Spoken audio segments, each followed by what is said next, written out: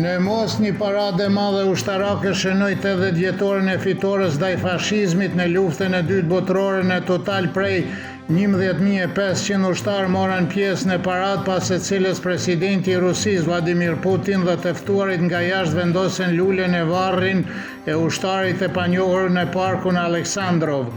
Në paradën e fitores në sheshin e Kuq morën pjesë më shumë se 20 lider botëror, përfshirë edhe presidentin e Kinës Xi Jinping, Nicolas Maduro të Venezuelës, Luis Inacio Lula da Silva të Brazilit dhe kryeministin e Slovakisë Robert Fico, ndërsa Serbia u përfaqësua në përkujtim nga presidenti Aleksandar Vučić. Sot presidenti i Serbisë do të ketë bisedime dypashe me presidentin e Kinës së Rusisë Xi Jinping dhe Vladimir Putin. Politologu Nenad Marković deklaroi se pavarësisht faktit që dita e Evropës dhe dita fitores përkojnë vetëm në kohë simbolike, atyre duhet të jetë unifikuese dhe duhet të përfaqësoj një fillim të ri për kontinentin evropian.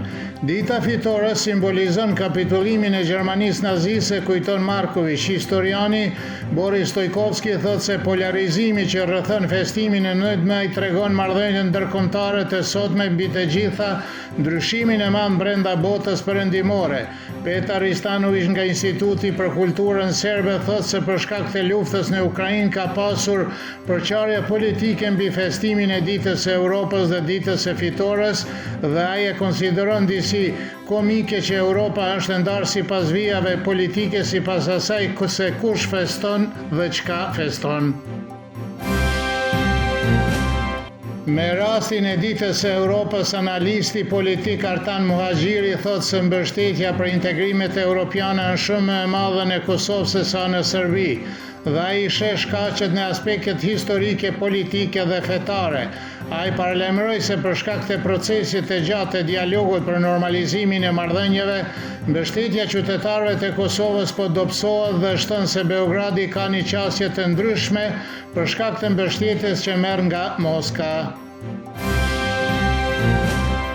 Seanca konstitutive e mbledhjes së 9 të Parlamentit të Kosovës u ndërprej sot për shkak të mungesës së kvorumit për formimin e komisionit për votim të fshehtë për zgjedhjen e kryetarit të kuvendit. Seanca filloi me një vonesë prej 30 minutash.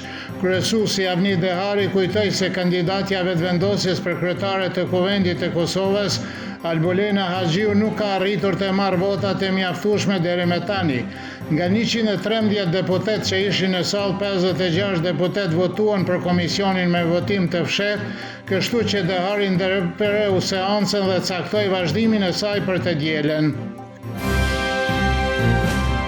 Kryetari i Aleancës për Ardhmërinë e Kosovës, Ramush Haradinaj, njoftoi se do të ankohet në gjykatën kushtetuese lidhur me ngjarjet e fundit në kuvend, të cilat sipas tij janë në kundërshtim me kushtetutën.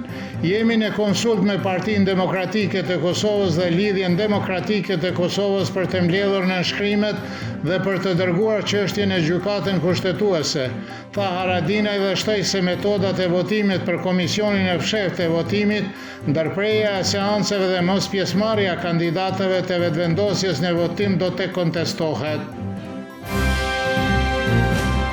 Ish diplomati Blerin Canaj thotë se nga pikpamja e Kosovës nuk ka rëndësi se kush do të fitojë zgjedhjet parlamentare në Shqipëri, të cilat mbahen të dielën, pasi politika e Shqipërisë ndaj Kosovës nuk do të ndryshojë, por ajo është i bindur se socialistët, përkatësisht Edi Rama, me siguri do të fitojë.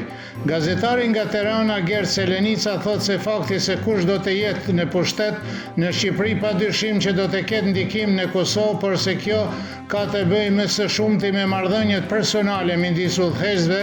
Për Albin Kurtin, fitoria e Partisë Demokratike do të ishte më dëshirueshme, thot Selenica. Politologu Miloš Vuljević vlerëson se zgjedhjet e Papës së Ri Leo i 14 për të vazhdimsinë e politikën e jashtme të Vatikanit, përfshirë mosnjohjen e Kosovës.